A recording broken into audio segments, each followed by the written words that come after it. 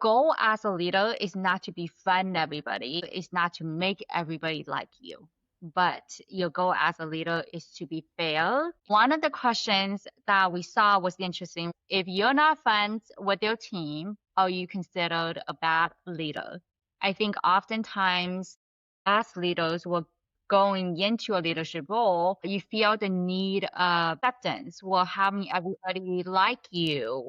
Now, with that being said, your goal as a leader is not to befriend everybody, it's not to make everybody like you. But your goal as a leader is to be fair and is to be kind, is to be respectful and treat everybody equally, and be able to build trust. You want your team to feel comfortable enough to come to you and give you their voice and their opinions. But you also want them to respect you to a degree to know that you are still the leader and you hold the authority when it comes down to decision making. So as a leader, I think many people have the misconception of if I'm going to go in and lead a team, the best way for me to get buy-in or get everybody to do what I need is if they all like me or if they feel like I'm the best friend. But that's not the case. That's not your job. That's not your role. And honestly, truth be told, not everybody's going to like you. But the number one thing you have to remember is your goal as a leader is if you keep people first and keep people in mind and you're coming in to help others succeed, then no matter at the end of the day, your people will be able to follow you and perform for you. Yeah, to me, if you're not friends with your team, are you a bad leader? No, not at all. You need to have the full respect of your team. You need to respect your team members. The team needs to respect you. In fact, I think if you are friends with your employees, it can make it a little harder because you have to really have clear, fine line that they don't cross. So the best way to do it is just have a very clean, professional relationship with your employees. Treat them with respect, have them treat you with respect, and anything beyond work-related things you leave outside the door. Now, one of the other questions was, should leaders ever raise their voice? I think for most of us, we can commonly say no. A leader should never raise their voice at anybody. You can get your point across without needing to yell. If anything, it will harm culture, respect, just safety environment to be able to have the employees have the voice. Now, I think the only time that you could potentially raise your voice is when you're excited about something or you have good news to share. From a positive standpoint, yeah, you can raise your voice.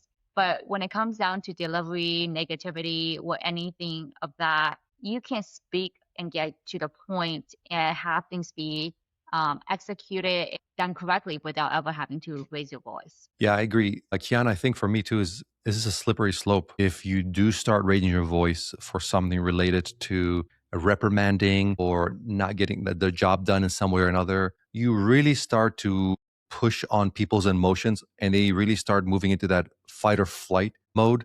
Like Kiana said, you can raise your voice if it's related to excitement. That's all fantastic. That's great. But raising your voice due to bad performance, yeah, that is a recipe for disaster real quick. So the best thing to do is stay respectful, keep your voice leveled, and then your words should be more than enough. It's as simple as that. And then the last question we'll do on this segment is going to be, do leaders need to be the smartest person in the room? I would say no. I actually think it's advantageous for a leader in most situations when you are not the smartest one in the room. What makes great businesses succeed and what makes best decisions is typically when you have multiple brains gathering together, giving ideas, and being able to strategize in making the best decision is going to be the best outcome as a leader.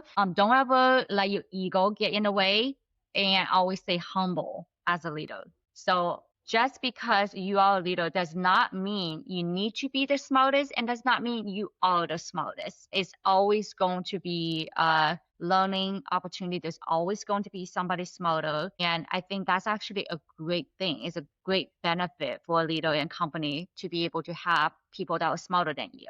And you need to be able to recognize that. It was never part of the job description that you need to be the smartest person in the room. In fact, if you think you are, you're probably not. But your main objective is to help your team to be as successful as possible. So your main objective as a leader is to get all the obstacles out of the way from your team so your team can be the best they can be at their role. And part of the time really is you assessing feedback from your team, right? So you don't have to be the smartest person in the room. What you do have to be is attentive and observant of your team to understand how things are going and where you can help the most of your team to be successful. It's as simple as that.